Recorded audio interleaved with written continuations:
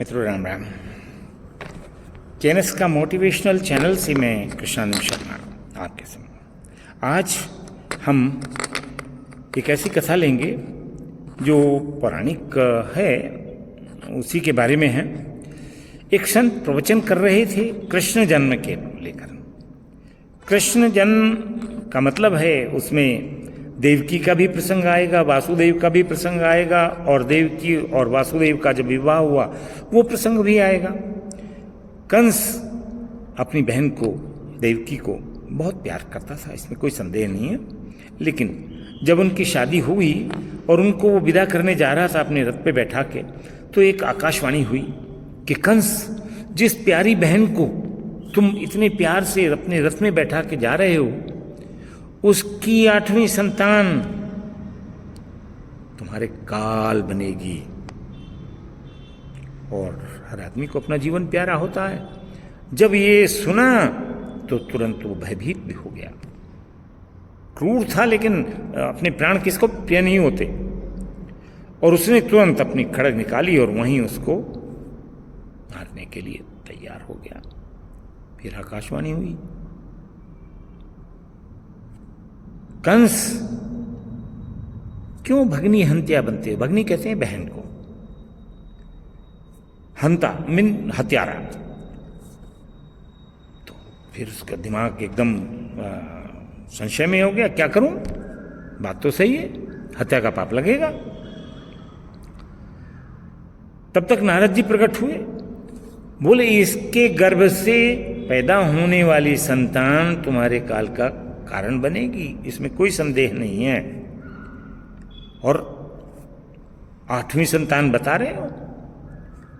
तो तब तक एक श्रोता जो है वो खड़ा हुआ, बोले महाराज जी, क्या भगवान भी जो है वो गर्भ में जन्म लेते हैं?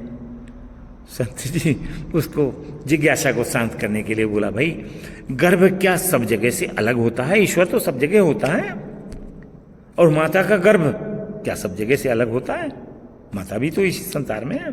खैर, उन्होंने उसकी जिज्ञासा को शांत कर दिया और फिर कथा उन्होंने शुरू की नारद जी से। जब ये सब संशय की स्थिति में कंस पड़ा हुआ था, नारद जी ने कहा, कंस क्यों इतने चिंतित हो? कंस ने अपनी परेशानी नारद जी को बताई। तो बोले, इसका क्या सोच रहे हो? बोले, मैं सोच रहा हूं इनको नजरबंद कर देता, और जब इनकी 8वीं संतान होगी तो मैं उसको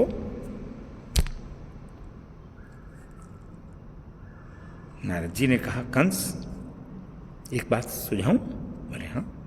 उन्होंने अपनी झोली से, जो रखते थे संत लोग, संत थे नारद जी, एक कमल की निकाली, कमल का फूल, और उसकी पंखुड़ी को गिनी। 1 2 3 4 5 6 7 8। ये इस संतान को 8वीं पंखुड़ी और भी थी। अब उन्होंने दूसरी तरफ से बिना 1 2 3 4। अब वो फिर दूसरी पंखुड़ी आई कोई, फिर तीसरी तरफ से उन्होंने गिना। इस तरह से करके उन्होंने कई बार उसको गिन के बताया। बोले, 8वीं कौन सी होगी भाई? तो कंस भी भ्रम में पैदा हो गया, कौन सी संतान मेरे मृत्यु का कारण बनेगी? तो उन्होंने कहा, इसको नजरबंद नहीं, इसको जेल में डालो दोनों को, और इनकी हर संतान को मुझे ला के दो, मैं उसको अपने हाथ से मारूंगा। खैर, जो विधान था वो तो हुआ, पड़ गई। लेकिन जब 8वीं संतान हुई, वो ईश्वर का विधान ऐसा हुआ।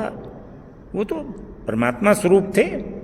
जब जन्म हुआ उससे पहले ही उनकी सारी बेड़ियां खुल गई, जेल के दरवाजे खुल गए, और वासुदेव संतान को लेके, जो अपने मित्र थे उनके, जहाँ उनकी देवकी की बहन थी यशोदा, वहाँ पहुँचे। अब उन कष्टों का तो क्या वर्णन करूँ, जिस कष्टों से वो पहुँचे, घनघोर बारिश में नदी पार करते हुए। लेकिन जो संतान उनकी वहाँ हुई वो लड़की थी, उसको लेके यहाँ आ गए, और वो जो लड़का संतान थी उनको वहाँ छोड़ा, ला के अपना आ गए। वो भाग भी सकते थे वहाँ से, लेकिन बड़ा क्रूर था। कहीं ना कहीं तो संतान को ले आए, दरवाजे अपने आप से बंद हो गए, बेड़ियां लग गई। परमात्मा का जो विधान है वो तो होता ही है। कंस को पता लग गया कि 8वीं संतान हुई, उन्होंने उसको जो है, जब वो उसको मारने लगा तो वो योग माया थी, निकल गई। बोले तेरा काल जहां पहुंचना चाहिए वहां पहुंच गया। तो होनी होकर रहती है। इसकी आगे की कथा को कभी किसी दूसरे वीडियो में लेंगे।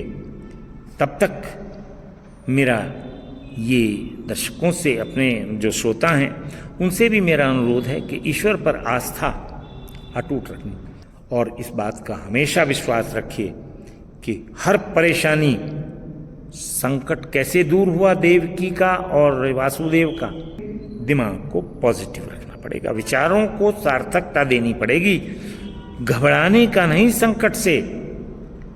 संकट का निवारण तो अवश्य ही होगा, लेकिन धैर्य की आवश्यकता है, एक सार्थक सोच की आवश्यकता है। बस यही आपका परमात्मा में विश्वास है तो हर संकट का हल मिलेगा आपको। अगर मेरी बात अच्छी लगी हो तो, और इस चैनल पर नए भी हूं तो चैनल को सब्सक्राइब करके और इसको अपना शेयर भी करिएगा। तब तक के लिए जय राम।